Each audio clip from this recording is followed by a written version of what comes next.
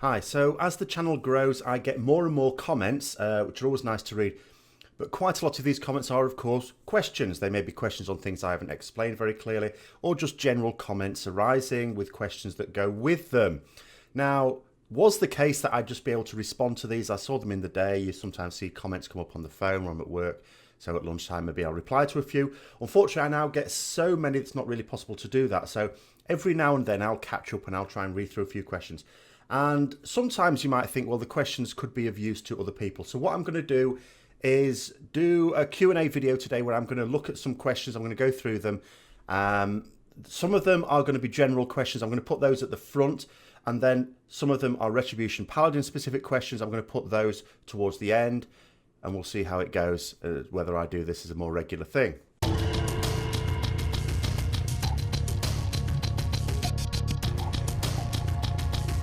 Right, so let's just get straight into it. So as I say, I'm going to do general questions now. Some of these were sort of written from a Retribution Paladin, but they're the sort of questions that might be of interest to others as well.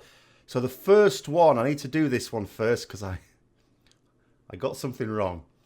The question was, do you think they release Nighthold, that cutting edge achievement will disappear, or will that be gone when they release 7.2? I'm a bit confused. Is Nighthold and Emerald Nightmare the same tier? My response at the time was no, we're still in the same tier. The achievement will stay until 7.2 as with WoD. And this is what happened, you know, in Warlords of Draenor, we had Highmoor, which was a 7-boss instance. There was no raid tier attached to it. And then after that, you had Blackrock Foundry, which was, you know, of a same size that Nighthold will be. So that was the equivalent raid there. And that had tier gear in it. But when Blackrock Foundry was out, you could still get the achievements for killing Imperator Margok, the last boss in Highmoor. So the natural assumption would be it'll work exactly the same in Legion. However, it's not going to. Blizzard have just announced that when Nighthold comes out, you will no longer be able to get the cutting edge or ahead of the curve achievements for killing Xavius on the appropriate level. So if you haven't killed Xavius on Heroic or Mythic yet, but you intend to, you now have limited time to do that. You have about a month. But yes, you want to be getting on with that because apparently those achievements will disappear. None of the achievements with Trials of Valor will. They didn't say anything about that. They specifically just said regarding Xavius. So I got that one wrong. Sorry about that. I was making an assumption, which turned out to be wrong. Next question. It says, I'm going back to Retribution after many years of playing Holy and Pro. As I say, it sounds like a rec question, but this is really of use to others. Thus far in Legion, I've mained as a Holy, and I even have the Holy Legendary Gloves that cut the cooldown on Lay of Hands. Here's my question. Is it better to use a Legendary for an off-spec like the one I have than to use a Ret-specific Legendary, should I get one, that is mainly for utility? If so, or if not, why? This is just a general question of, I have changed spec, which will happen. So maybe even role. Maybe you were healing on a particular character, now you've gone DPS, as in the case here, or vice versa. It doesn't really matter. The answer is simple. You use whichever two legendaries are going to be best for you. And an off-spec legendary, even if the effect isn't all that useful to your new role, may still be better if the stats on it are good and you're comparing it with one for which the effect is also useless. So we have situations, all classes have these situations. You have the legendary where the effect on it isn't really worth the pixels it was typed in. So all it is a stat stick, and you just view it the same thing here. So if you're looking at the effects of this legendary item, you're thinking, well, I'm not going to use that effect. So therefore the effect is 0 for you. It's just a piece of equipment, a high item level piece of equipment. Just judge it by the stats. Which one gives you the best stats? Because you can only use 2 legendaries, of course. Which one's going to give you the biggest upgrade? And the best way to do that is to simulate it. Now, quite a few of the questions I'm going to come through today, the answer may well be, a short answer at any rate, would be sim it. I have done videos on how to do certain things, and I am going to put a link in the description below, and this is going to be one of them, how to do simulations of yourself. Next question. I see you are not using any potions or flasks or runes in that +10. Lol. This was a video I did on how to do Mythic Plus dungeons. So you would think I should be demonstrating good practice, and on a high level one I should be using consumables. And yeah, the question is, the statement is, I see you are not using any potions or flasks or runes. Yes, I am. The flask, I'll try and show you. I can't see it at the moment, but I'll get the footage back. Is the red icon up there. The potion is down there being used. I don't use runes in dungeons. This is true. If they persisted through death, I would do, but the benefit of them is minimal, and it's not even so much the cost as the fact that they are in short supply. And if I'm going to buy some runes, it's going to be for some raid bosses where we'll get into advanced stages of it. We're thinking about killing it, and an extra little bit of DPS will help. Those are the times to use runes. If you want to use runes in dungeons, by all means, I'm not going to, and I certainly don't suggest others do. Right, this was a question based on an add-ons video I did for Tell Me When, which can be used as a sort of easier way to do weak auras. Weak auras has more flexibility to it. You can do more stuff on weak auras than Tell Me When, by the way. But Tell Me When is it for the stuff you can do on it, it's easier to do it with. So I use that. And the question is, I guess I'm missing something here. LVUI already does all this automatically. Procs lights up and cooldowns have a timer on the spell. Yes, I think you are missing something there. I use LVUI as well. Those things don't happen. You don't get cooldowns on them, really. Not accurate ones. And the other thing is that they're not where you want them to be. They're in your action bars area. The advantage of Tell Me When or weak auras when it comes to it, you can have icons, very specialist icons telling you exactly what you need to know and when you need to know it. Of course, if you don't feel you need that extra stuff, then don't use it. But yeah, Tell Me When or weak auras come to it is not doing anything that LVUI is already doing. Because yeah, I use LVUI. If it was doing it, I wouldn't need to use another add-on. Last one, Greasy Thete. It seems Warcraft Raiders is down. I had to reinstall WoW and was silly enough to lose all the weak auras that I got from there. Any idea when the site will be back up again? So, for those that don't know, I did a site called Warcraft Raiders where I put some information on.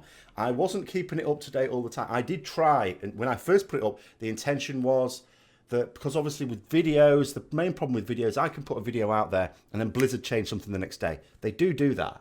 They do. It's not just a theoretical event, situation. They do it a lot. So I was thinking, at least I have a website and I can update that much more easily than I can a video. But it's a lot of work to keep it up to date. Actually, I underestimated the time.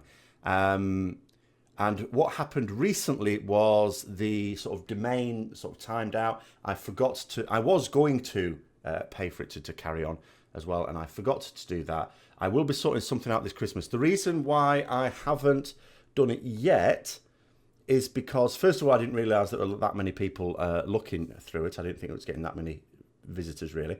But the second reason is I'm not entirely sure if I want to keep the same domain or change to a different one. And if I change to a different one, obviously I'll announce it on the channel as well. So at the moment, don't look at it now, warcraftraiders.com, because, well, if you're looking at this video when I've just put it up, it won't be there. It's in the new year I'm going to put it up again. But whether I keep the same domain or change to a different one, like thetegaming.com, maybe. I don't know. I'm still deciding which one will be better.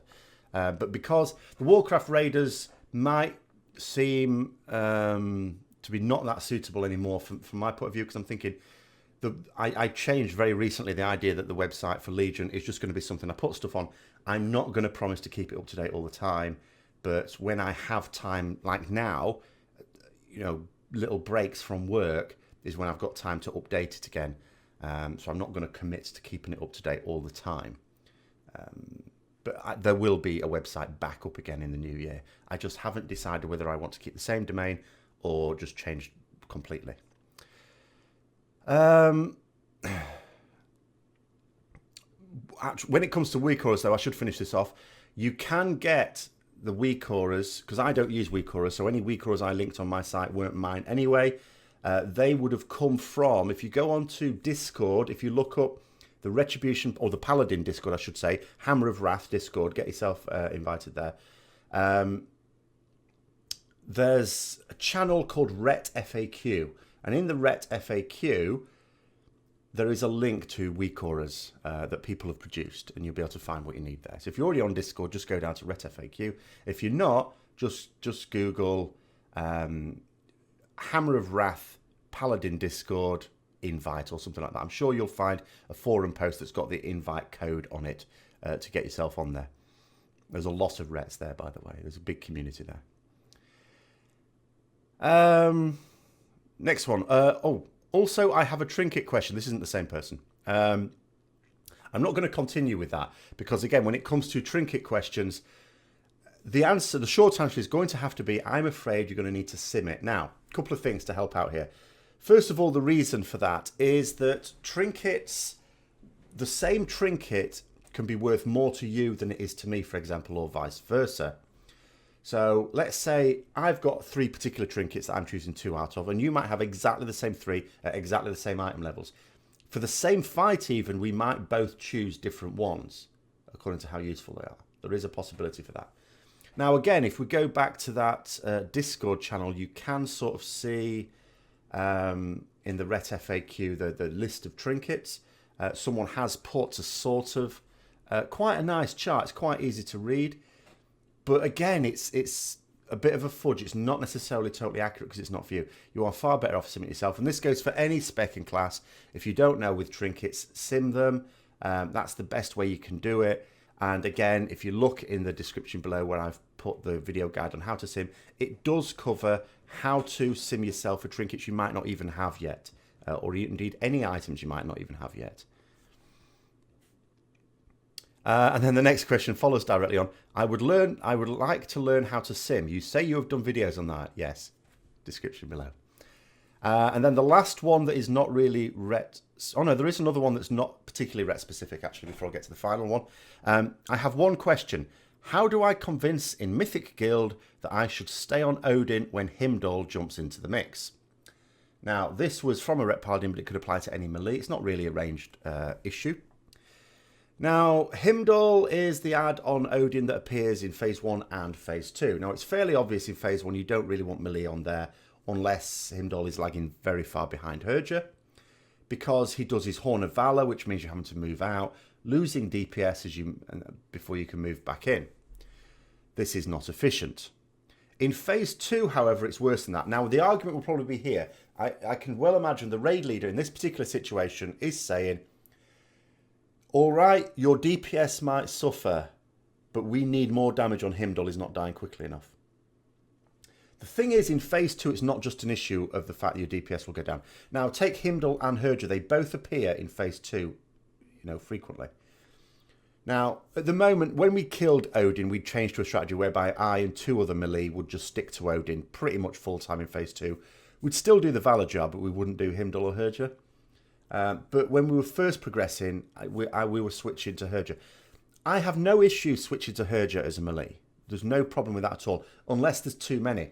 Because the problem with Herja is when she does her Shield of Light, you've all got to get in the way of it. This is problematic with the Spear of Light mechanic that is going constantly through Phase 2. Like, Odin is spamming these things. It's not like they're on a bit of a timer, like Horn of Valor or Shield of Light. They're just going bang, bang, bang, bang, bang, bang, bang. And if you get a clump of melee together in one spot, you're going to get a spear there. That's just all there is to it. So for Herja, you don't want too many melee. For Himdall, it's an extra problem. It's not just that going on to Himdall means you lose DPS when you have to move out for Horn of Valor. If you have too many melee, you're going to kill someone. Because when you move out for Horn of Valor, you're moving to where the ranged have already got their spots sorted. There's limited. It looks like a fairly big room, but when you think about the effective space that a ranged player needs to be able to hit their targets without moving all over the place, it's quite limited. And you can't have them just finding different places all the time to move out the way for Horn of Valor themselves. They need their spots. So as melee, to find extra spots for them safely out of the way for Horn of Valor as well is very difficult. If you've got too many melee, it's not happening. So the way to convince the raid leader is to keep... You will inevitably be taking collateral damage. I bet you anything if you've got too many... If you haven't got too many melee, don't bother convincing them. Go into Himdall and just suck it up. But if you have, you will absolutely be getting Horn of Valor splash damage going on. Because how can you not? Because not only are you having lots of melee having to move out into not much space, but the spears are like happening there as well. Chaos. So yeah, if you have quite a lot of melee, and most skills do, you do need a few to just stick to Odin at that time. And if Himdall's not dying quickly enough, it's probably because some DPS are dying in the fight, don't. Or some DPS are not pulling their weight with damage, because there's no reason why you shouldn't be able to with most of the DPS on him. And then the last one, which is not specific to Ret, although I do get mostly Ret questions, is the question is, Thete Gaming, first of all, he thinks that's my name. This sort of tells you a little bit about what's to come. Yeah, that's not my name. Thete is sort of my character name. Thete Gaming is the name of my channel. So when you're talking to me, you could call me Thete. You could call me Phil if you know that, but not necessarily everyone does. But yeah, my name is not Thete Gaming. But anyway, Thete Gaming, did your parents have to explain to you that you had to raise the toilet seat?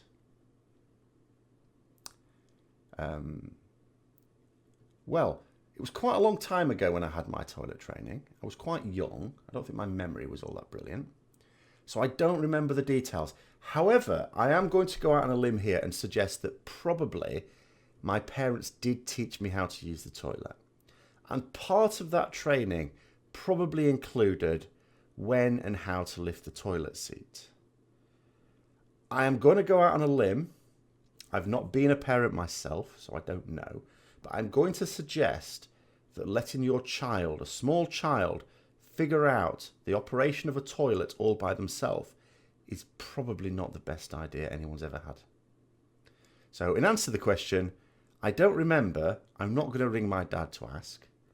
But I suspect, yes, I was probably told about the toilet seat. No idea why I had to be asked that question. Now, Ret-specific questions. So, first one is, what are your thoughts on our Nighthold tier set having mostly mastery slapped on them? Maybe Blizzard is thinking about making mastery worth stacking. I don't think they're necessarily thinking of doing anything to do with mastery that inherently changes it. There's a few thoughts I have on this. First of all, we have to remember, even though I keep saying, a lot of people keep saying that mastery is our least useful stat, doesn't mean it's not useful. It is still useful. It directly buffs, for example, Templar's Verdict, which on a single target fight is our most damaging ability. It sort of works with Divine Storm a little bit, you know, not so brilliantly there. But it is a useful stat, more so in single target than for AoE. It's just our least useful, that's all. Now, as to the issue of the tier sets, now we have to bear in mind a couple of things here. First of all, we have 6 pieces of tier in Legion. Now, for many years, for most of World of Warcraft, we've had 5. The reason we have 5 is because we have a 2 and a 4 set bonus. But having 5 pieces allows you to say let's say you have a really good helm. It's got awesome stats. It's been warforged. It got an extra socket on it back when that could be a thing. And it allowed you to wear that and still get your 4 set bonus. If you had a really good off piece, you can still wear it. The problem in Legion is we have legendaries. So if the 2 legendaries that are your best legendaries also happen to occupy tier slots, not so likely to be the case for Rets, it has to be said, because the only ones that occupy tier slots for us are the Helm and, when patch 7.1.5 comes out, Shoulders. But for other classes, there could well be chests and legs and all sorts, or even specs. So the fact that we'll have 6 allows us to have whatever our 2 best legendaries are and still get our 4 set bonus. Now, in terms of having the mastery on it, it's not actually a big deal having mastery on all of it. In fact, it's not on all of it. I would actually prefer it if mastery was on every single tier piece, which sounds mad, but hear me out. The reason for that is all Rets will get it. All Rets will have the 4 set at least. So we're being tuned around how much damage we're realistically doing. So we'll effectively be tuned around the fact that we'll be wearing tier gear that's got mastery on it. So I don't see that as a big problem. The other thing, I mean, we want some mastery anyway. If we had like no mastery on any piece of gear, then the value of mastery would actually jump up. It's a bit like the versatility thing, and I'll come back to that. Someone asked a question about that later as well. Versatility is really high because we don't have much of it. If we didn't have much mastery, that would be really high. So it's not a concern to me. We have to bear in mind that, for example, the Ashbringer has mastery on it. Are people concerned about this? No, because we all have the Ashbringer. It's not that some people have it and some don't, and the ones that have the mastery version of the Ashbringer are disadvantaged. So no, I don't have an issue with it. I don't think Blizzard are going to do anything that improves mastery for us. but I'm not concerned about it either. Next one is, how do you think, did 30 to 31% haste become more viable than it was before, considering 100% uptime of Judgment debuff and 100% haste while on Crusade? No. The 30% is a really nice percentage to have if you have the Legendary Cloak. Because with the Legendary Cloak, you cannot maintain the buff throughout a fight. You can't do that. But you'll have a better chance at maintaining it for longer if you've got more haste, because you're building more quickly, which means you've more chance of having a run of being able to do Templar's Verdicts every 4 seconds. During Crusade, it shouldn't be such an issue, of course, once you've built up a few stacks. But it's not necessarily more viable. And this is where we have the problem, actually, of course, because using Crusade means haste is devalued. During Crusade, haste is all right for the first few seconds we want it to build up. Once we've got some decent stacks up, though, it's massively devalued. In fact, when you've got Heroism and Crusade going, it can often be too quick. We've got too much haste. But even Crusade on its own, it can feel pretty rapid, especially with the Liadrin's Fury Unleashed, the Legendary Ring, which I do have. That's extra Holy Power into the mix as well.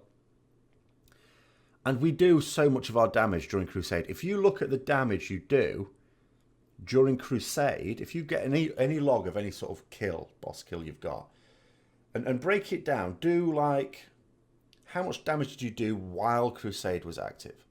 And then how much damage did you do while it wasn't active, and compare the two. It's a hell of a lot during Crusade. So if we get the Legendary Cloak, again, you might want more haste. But if you don't have the Legendary Cloak, I don't see that we're going to need any more haste than we currently already have. We might need more haste rating, because with the changes to patch 7.1.5, we need more haste rating for a particular percentage. So if we wanted to maintain, a lot of people are liking this 20 to 22%. I've sort of tended to go 23 to 24. Not as a conscious thing, it's just what I happen to have. I don't care. But if you want to aim for that 20 to 22%, and that's where you are at the moment, you'll probably find you have to get some more haste when the patch goes live, because you'll suddenly have a lower percentage haste, because you need an extra 50 haste rating for each percentage when that patch goes out. Next question. This is a big one, actually. What can they do to make Execution Sentence and Consecration viable? It's two completely separate abilities, so I'll probably tackle each one. First of all, Consecration, I've got numerous thoughts on this one. Consecration is an ability that, when they changed the way specs worked in MOP, Rets didn't get it, which I was in support of. But a lot of Retribution Paladins missed it and they want it back. Now, for me, it was never a Retribution Paladin ability. It was feeble. The only time I've ever liked using Consecration was in Vanilla for the purpose of tanking. It was useful in Molten Core. The Imps, just before Lucifron, the first boss, you'd send a Paladin in there. I used to get sent in there to gather them all up with Consecration. And then the following trash pack after Lucifron, before the big doggy, Magmadar, is it? I always get mixed up between Magmadar and Golemag. I can never remember. I think it's Magmadar, the big Core Hound. But you've got the Core Hound trash before him. Again, send a Paladin in with Consecration, gather them all up. It was never a DPS thing. The actual damage, it was not AoE. The damage it does is pathetic. It's just that it generated a certain amount of threat. So I always saw it as a tanking thing. So I think the reason it's been brought back now is just because so many people asked for it. I don't think Blizzard are going to spend a lot of time trying to make it super viable. However, how would they make it viable? If it were up to me, if I were given the job of making it viable, first of all, I would probably think very carefully about shooting myself. But if I decided not to and thought, okay, well, let's see what I can do, I would think, first of all, I don't see it being viable in raids, because for Consecration, the problem with it, and I've said this before, is it's something you can maintain 100% of the time, which means the only way to make it viable is you need multiple mobs in it 100% of the time. Light's Hammer, which is what we used to have, was much better, because it was only active for about 10 seconds every minute maximum, which meant you could up the damage while it was active. You could massively increase the damage. You can't massively increase the damage of Consecration, because if you do that, you might make it okay on fights where there are adds every now and then, but you make it far too powerful in situations where you've always got lots of mobs around you, or you indeed lots of enemies around you, maybe PvP. becomes too powerful. So I would be thinking in terms of, it's probably not a raid talent, sorry, more of a dungeon talent for PvE. Make it a dungeon thing. Because on trash, yeah, that could be useful. You have a lot of the time. I would make sure that it is suitable to have when you've got at least 3 mobs around you. It must be better than the extra Divine Storm damage from Final Verdict. Okay, it's got to be. But then the other problem comes in a dungeon is you're quite mobile. So you put it down and instantly you're moving out of it again. So the other thing I would do is it has to follow the paladin around. It has to be more like an aura than an actual consecration, as in consecrating the ground. That is a non-starter, you know, having it stuck in the ground. Because whenever you've got lots of ads, which is when consecration is useful, you inevitably have lots of movement as well, such as in dungeons. So, yeah, the only way to even start thinking about making it viable is to make it follow the paladin round, in my opinion. Now, execution sentence is much easier. Execution sentence, to be made viable, it's very, very simple, because the problem is very simple. What is the problem? The problem is that for the holy power you're using on it, costs 3 holy power, you get more damage from the extra final verdict damage on Templar's verdicts when you consider its cooldown. So for the number of Templar's verdicts you will get out in the same time as one execution sentence, you will do more damage just by taking Final Verdict. And it's also much easier to use Final Verdict because it's not an extra ability. It's one using the same ability, Templar's Verdict. Execution Sentence has the whole trickiness with the fact that you set it off at one point, but it does its damage later on.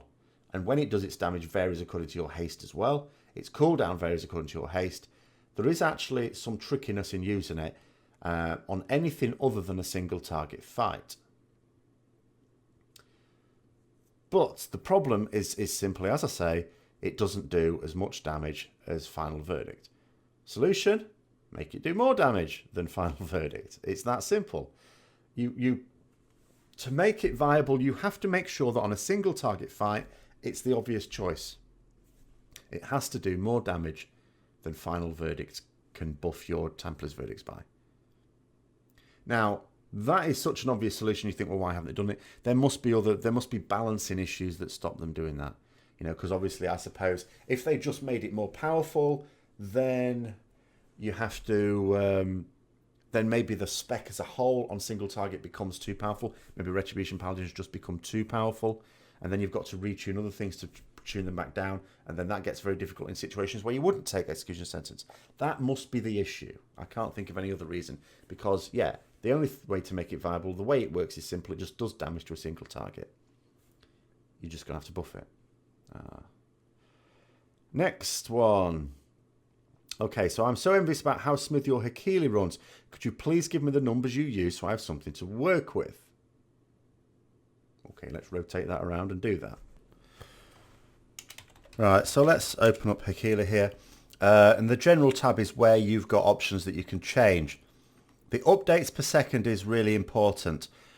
The more updates per second you have, the more accurate the information will be effectively, because it's making more decisions. But the slower it will make your game. So if you're finding that it's slowing down a bit, you might want to just reduce the updates per second. The clash is also quite important. This is trying to take account of not only latency but your reaction time. I would strongly suspect it should always be at round about 0.2 at least, I would say. I'm not saying it should be. I mean, it's a trial and error with these two. Change these two bars, updates per second and clash. Potentially grace period as well, but certainly clash and updates per second. And just monkey about with them. It is personal. I mean, these are the values I have. 0.2 for clash, 5 for grace period, 20 for updates per second. But that fits me, my computer, and my connection. You have a different person, a different computer, and a different connection. So you'll need to do your own ones there. Okay, back again. I leveled protection to raid with the guild I've been in since Wrath of the Lich King, but I stopped playing during WoD, so they had another tank. Now I'm being asked to go ret. Wanted to level a new toon, but you're making me at least give it a try. Oh, good. Anyhow, I'd like to know if you have a link for your weak auras somewhere. I don't use weak auras. What I use looks like weak auras. Where you see weak auras sometimes, that's because I've copy them from someone else, but they're not Ret specific ones. But you can get Ret specific ones, as I mentioned before, on the Discord channel. Go to Hammer of Wrath Discord. If you're not on there already, get yourself on there. That's the largest Ret community you will find. As you can imagine on a Discord thing, a lot of the topics cycle around a lot, but you know, it's a really good community. And there is a Ret FAQ channel, and you go into there is a link to weak auras, and you will find some very good weak auras in there. And the last question says, sorry for this dumb comment. It's not a dumb comment at all. But how much haste and crit is enough? Can I just trust Simcraft? Right now I have blah, blah, blah, crit and haste. I know I'm supposed to stay around the 22% haste. No, don't worry about that. But how high should I try and get my crit? Don't aim for anything. You say about sim yourself, you say, I can trust Simcraft. So you're using Simcraft. That's good. Just use it. Go with that. I just go with that. It's fine. Because we have values that go all over the place. And we're not aiming. There's no, like, there have been in the past, in past expansions, a magic number we want to aim for and then move into something else. That doesn't really occur now. It doesn't really happen. There is no magic value for any stat, really. There are breakpoints. Haste often has these little breakpoints. But there's no real number. You just, if you get loads of one particular stat, then one that's lagging behind will just suddenly jump up in value. So I have very high weighting for versatility because I have hardly any versatility. I have loads and loads of crit. Now my value for crit is still reasonably high. That's because crit is really good. But it's not as anywhere near as high as versatility. And that's just because I don't have much versatility. And it's all there is to it. So if you can use Simcraft, and I would recommend you use Simcraft, and as I say, if you don't know how to use it, just click on the link below where you'll see a video on how to use Simcraft, but also how to use an add-on for Simcraft. Now, this will not do anything in game for you. It's a way of getting your profile really quickly and easily. So I'd recommend that add-on as well. And use that to get your stat weights, and then maybe use Pawn. I'll put a link to the Pawn add-on down there as well. Now, just in general terms, what I'll say, as I say, with these Q&As, I'm not sure how frequent I'll do them. All the questions I've just picked on here have been from the last week. So I certainly get enough to be able to do it on a weekly basis. I'm not necessarily saying I will, because sometimes you get questions that are quite common. So to try and address that as well, what I will say is, I do put a lot of my videos, especially a lot of my guide videos, into playlists. So what I would always recommend is, if you click on my channel and look on playlists, have a look what's in there. So for example, again, I do a lot of stuff for Retribution Paladins, and I get a lot of questions asked of Retribution Paladins that I've actually covered in videos, but not in the Ret Paladin playlist, because they're for everyone. So stuff on Simcraft, for example, it's not in the Ret one, it's in the Raidcraft one, because it's useful for all raiders of any spec. If it's on a particular add-on, there's a different add-on section, because again, add-ons are useful for multiple specs. So have a look at the different playlists and see what's in there. I do try and make the titles really clear as to what they are, but if anyone's got any comments on that, if you find that titles are not all that clear, then put comments in. So the next time I update it, then they will hopefully be much clearer. Speaking of which, I will be updating certain key videos over this 2-week break that I've got. Top of the list will be the Retribution Paladin Essentials Guide. That is going to get a new version to be up to date with patch 7.1.5, because of course we've got a number of changes coming in. I've just started on that today. That is a big project. It's going to take me a long time, but that will be out before patch 7.1.5, presumably the day before Blizzard change a load of stuff and make it all useless. Thanks very much, Blizzard. In terms of other things coming out this week, I do have basically, I have a week before Christmas where I'm going to get a few things done. One of the things I'm going to be doing is actually not even World of Warcraft related. I'm going to be playing a bit of Elder Scrolls Online. I'll probably put the odd video about that as well. But in terms of WoW content, I've got a few ideas for the following week. But if anyone's got any suggestions, put them down below as always. And then I've got some very definite ideas for over the Christmas period itself that I'm going to be doing as well, including an end of the year roundup for the channel on, I suppose, New Year's Eve. I will record it before then, because I don't know what I'll be doing on New Year's Eve. But I'll be uploading it probably then. So hopefully this is answers some questions. If people have other questions, don't forget you can put questions in the comments below. You can put questions directly message to me. And as I say, if we get enough each week, I'll do this each week. I don't mind doing that too much. But I'm afraid, yeah, I do get limited time to actually read through these and then to try and respond to them. And sometimes, you know, the best way to respond to them, I suppose, is a Q&A video. I've not really done these in the past. but it means that, you know, other people who might also have the same question get to see it as well. But thanks very much for watching, and until next time, I'll see you later.